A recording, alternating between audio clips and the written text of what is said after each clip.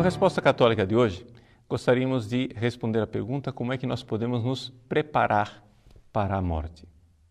Bom, em primeiro lugar, antes de respondermos a essa pergunta, talvez seja necessário dizer para algumas pessoas que realmente é necessário que nós nos preparemos para a morte. E isso faz parte da tradição antiquíssima da Igreja Católica. Se você tem alguma dúvida disso, o Catecismo da Igreja Católica, no número 1014, nos coloca essa necessidade. A Igreja nos encoraja à preparação da hora de nossa morte. Inclusive, lembra uma oração antiga de uma ladainha a todos os santos que diz assim: a subitânea et improvisa morte libera nos Domine. Ou seja, livrai-nos, Senhor, de uma morte súbita e imprevista. Ou seja, essa talvez seria a maior desgraça de nós sermos colhidos pela morte e não estarmos preparados, não estarmos prontos para ela. A grande verdade é que a forma de nós nos prepararmos para uma boa morte é também uma boa vida. E também o contrário. Se quisermos aprender a viver bem, devemos nos preparar para a morte. É isso que nos ensinam santos como São Roberto Bellarmino e Santo Afonso Maria de Ligório, que escreveram obras inteiras para nos ajudar a viver esta preparação para a boa morte. Então, nós, concretamente, que não temos a possibilidade nem o acesso a essas obras, o que podemos, então, dizer muito rapidamente, para que as pessoas tenham pelo menos uma noção de como se preparar para a morte. Gostaria de propor para vocês um pequeno texto do padre Garrigou Lagrange, tirado do livro O Homem e a Eternidade, que foi impresso em cópia anastática pela Cultor dos Livros. No número 72 desta obra, nós temos um como preparar-se para a morte. Pois bem, o padre Garrigou Lagrange primeiro descreve a situação da morte. Em primeiro lugar, o homem não deve ser colhido de surpresa. Nós devemos esperar a morte. Um justo espera a sua morte. Quem é pecador fica fugindo do pensamento. É claro, existe uma aversão natural ao pensamento da morte. No entanto, virtuosamente, nós deveríamos pensar todos os dias e várias vezes por dia a respeito da morte. Você veja, por exemplo, que nós, como católicos, todos os dias recitamos a Ave Maria e dizemos a Nossa Senhora: rogai por nós pecadores agora e na hora de nossa morte. Todos os dias nós somos convidados pela Igreja a fazer um exame de consciência antes de dormirmos, exatamente porque aquela pode ser a nossa última noite. E nós podemos acordar, não aqui, mas diante do juízo de Deus. Então, esperar a morte. Aquilo um pouco que os existencialistas exortam de forma ateia e pagã, ou seja, do homem ir autenticamente para a morte, é uma coisa que a Igreja já conhece há muitos séculos. Nós devemos realmente caminhar para a morte com os nossos próprios pés. Não que nós devemos causar a nossa morte, não é isso, mas devemos ter consciência dessa realidade. Apesar disso, a Igreja ela é muito razoável com relação à morte. Ela compreende que todo mundo deve ter um certo temor, um respeitoso temor diante da morte. Número 1, por causa dos nossos pecados, que devemos sempre pedir perdão a Deus. E número 2, pelo fato de que, mesmo salvos, pode ser que nós tenhamos que cumprir alguma pena no purgatório. E o purgatório, embora seja para nós uma grande esperança, na verdade é um lugar de sofrimento, é um lugar de punição. Mas, diante deste temor reverente da morte, o que nos anima é uma fé viva, de sabermos que nós esperamos uma vida eterna, uma vida junto com Jesus, com a Santíssima Trindade, uma vida junto com a Virgem Maria, com os santos. Então, a fé viva, essa é a primeira virtude que realmente deve estar no nosso coração.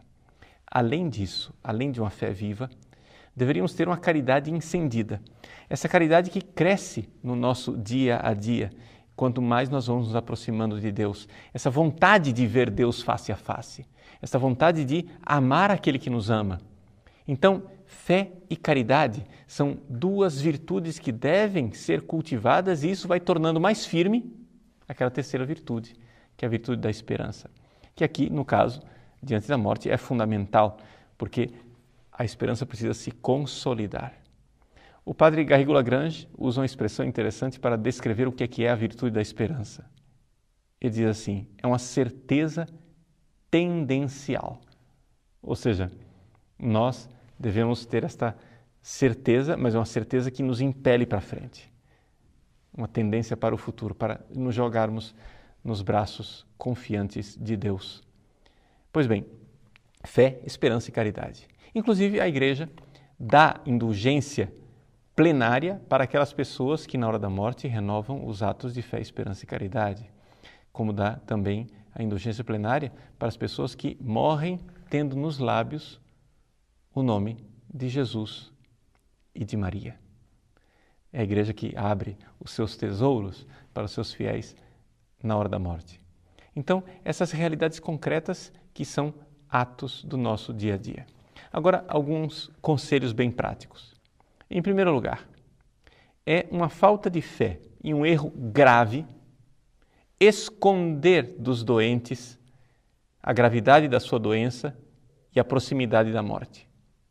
É um ato de verdadeira caridade com as pessoas, avisá-las que elas irão morrer, que a morte está próxima, para que elas possam se preparar. Por isso, esse pudor, essa coisa de ficarmos dizendo para pacientes na UTI, que nós já sabemos que estão condenados, digamos assim, pela medicina, que estão desenganados, colocar diante dessas pessoas uma mentira e dizer assim, não, você vai superar, você vai se dar bem, que é isso, rapaz, se anime. Veja, isso daqui é quem não tem fé. Você acha que o mais importante é a pessoa morrer animadinha. Não, o mais importante não é a pessoa morrer animadinha. O mais importante é ela morrer estando preparada para se colocar diante do juízo de Deus, pedindo perdão dos seus pecados. Por isso, o padre Garrigou dá um conselho bastante prático, não é? Que eu mesmo já coloquei em prática na minha vida. Combine com alguém, faça um acordo com as pessoas com as quais você vive e faça com que eles prometam que na hora da sua morte eles te avisem a gravidade do seu estado. Faça isso um acordo com um amigo. Olha aqui, nós somos amigos, então se você estiver doente gravemente, eu irei avisar você. E se eu estiver doente gravemente, você também irá me avisar. É um acordo de amizade, uma verdadeira caridade, um verdadeiro amor para com o outro. E além disso, o padre Garrigou-Lagrange coloca um exercício de nós vivermos a Santa Missa, também perto da nossa morte, colocando na nossa morte, no ato de morte, aquelas mesmas realidades que nós vivemos em cada missa. O que é que nós vivemos em cada missa? 4 coisas. Primeira, adoração, reparação, súplica e ação de graças. Diante da morte, adoração.